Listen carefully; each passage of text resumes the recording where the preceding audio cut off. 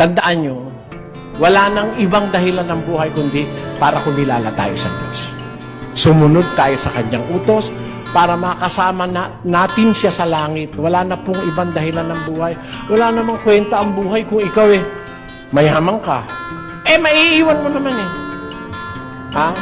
40 milyong hektarya ng lupa ang pag-aari mo. Ang titulo mo, ganyang kakapal ang dami. Pag namatay, kaanin mo yun. 1 metro kudrado ka lang.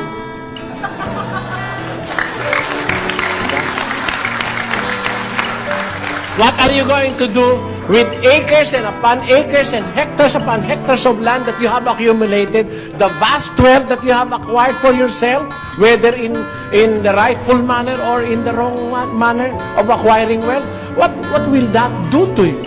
Sometimes it will even prejudice your salvation, your knowledge, your belief in God. When a people or when a person is very rich, he feels that he has everything in this world.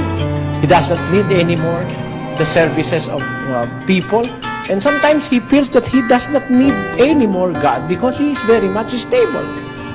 Compared to the poor who always pray to God just for a breakfast. At night, God, our problem is the breakfast that we have. We must have tomorrow. The breakfast for my sons and daughters. He kneels and prays to God because he has nothing in life.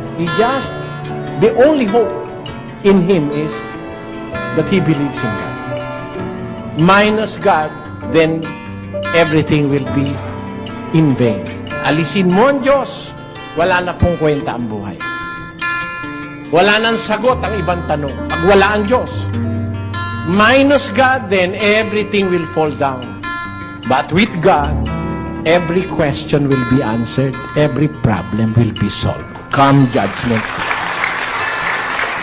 Yun.